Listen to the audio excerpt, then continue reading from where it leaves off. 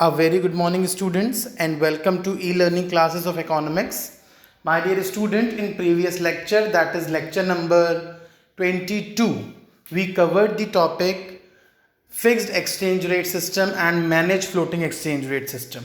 Now, in this lecture, we will cover the remaining topic, that why is foreign exchange demanded, why is foreign exchange supplied, and components. This lecture number 23, we are also going to cover the foreign exchange market, the types of foreign exchange market, its functions, and difference between its types. Right, so let's proceed.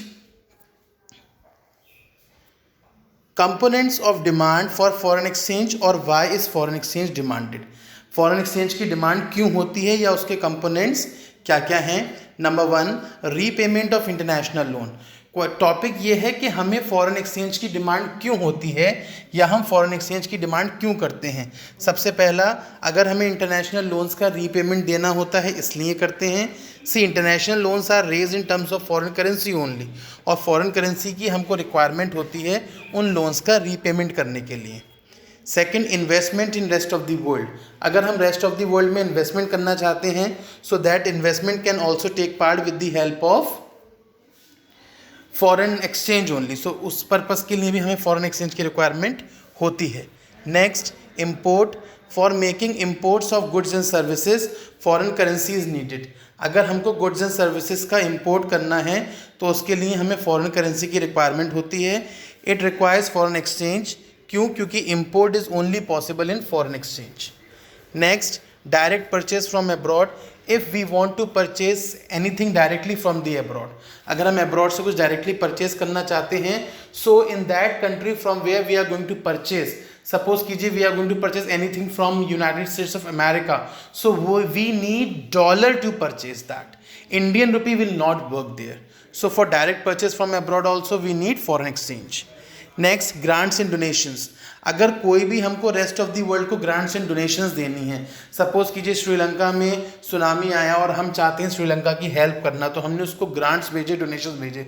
So those grants and donations will not be accepted in Sri Lanka in Indian currency. That is to be converted in Sri Lankan currency first of all.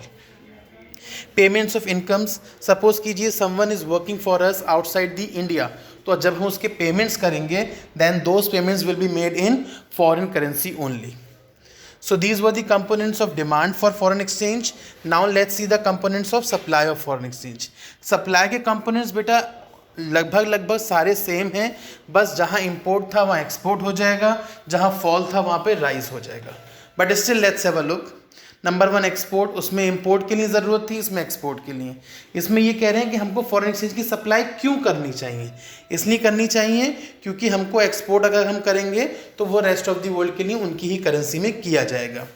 Next, investment from rest of the world. अगर कोई बंदा हमारी country में invest करता है, so वो for that purpose we need the foreign exchange.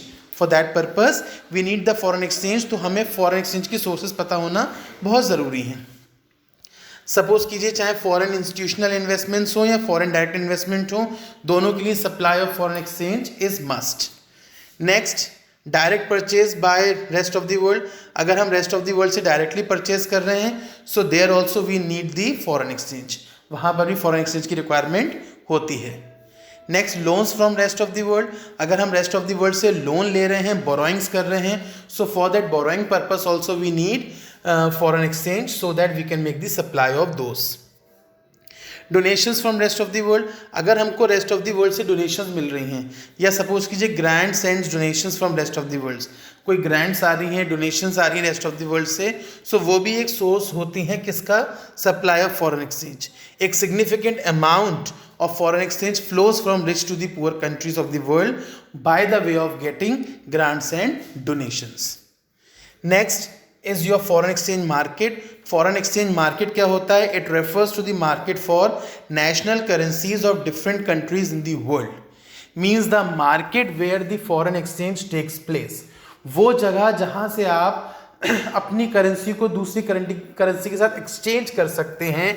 The place from where you can exchange your currency with another country and another country can exchange their currency with your country, that place is your foreign exchange market. Basically it is a center of trade for different currencies. यहाँ पर buyers भी होते हैं और sellers भी होते हैं. Functions क्या हैं? What are the functions of foreign exchange market? Number one, transfer function. What is transfer function? It means that it implies transfer of purchasing power. Purchasing power का transfer in terms of foreign exchange. Second, credit function. It implies provision of credit in terms of foreign exchange. Foreign exchange के terms में जितना भी credit है वो भी इसमें आता है. And hedging function. What is this? It implies protection against risk related to variations in foreign exchange rate. अगर कोई भी risk जैसी condition आती है तो वो risk भी sort out किया जा सकता है with the help of foreign exchange market. Right? Next is operations of foreign exchange market. Foreign exchange market का ऑपरेशन कैसे होता है?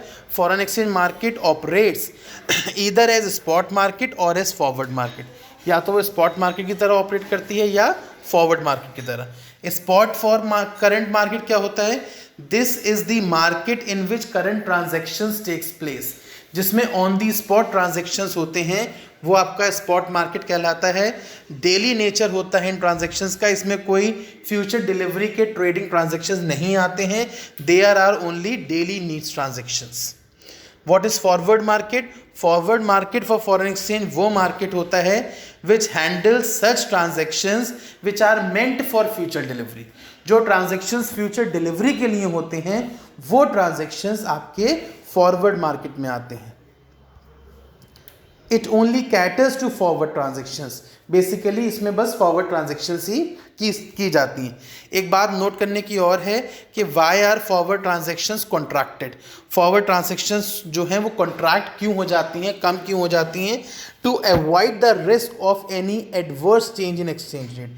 एक्सचेंज रेट में कोई रिस्क ना आए इसलिए. And to make speculative gains. और स्पेक्यूलेटिव गेंस के लिए भी चेंज हो जाती है. Now this is the difference between forward market and spot market. Let's have a look कि फॉरवर्ड मार्केट स्पॉट मार्केट में क्या डिफरेंस होता है. कभी कभी 3 मार्क में ये टॉपिक आ जाता है. Number 1, handles. Spot market current transaction handle करता है, फॉरवर्ड मार्केट फ्यूचर ट्रांजेक्शन्स को हैंडल करता है. Rate of exchange. Rate of exchange spot market में जो डिटरमाइंड होता है उसको स्पॉट रेट ऑफ एक्सचेंज कहते हैं और जो फॉरवर्ड मार्केट में होता है उसको फॉरवर्ड एक्सचेंज रेट कहते हैं. Allows. Spot market does not allow hedging. Means जो रिस्क वाला फंक्शन है वो स्पॉट मार्केट में नहीं होता है. बट फॉरवर्ड मार्केट में जो कि फ्यूचर डिलीवरीज के लिए हैं, forward market is for future deliveries, so it allows hedging function, means the function related to risk bearing, right? So that's all from this lecture. आपको इस lecture से why is foreign exchange demanded and supply समझ आया, foreign exchange market, उसके functions and types, right? With this your lecture is completed, and with this your chapter number 11 foreign exchange rate is also completed. Thank you and have a nice day.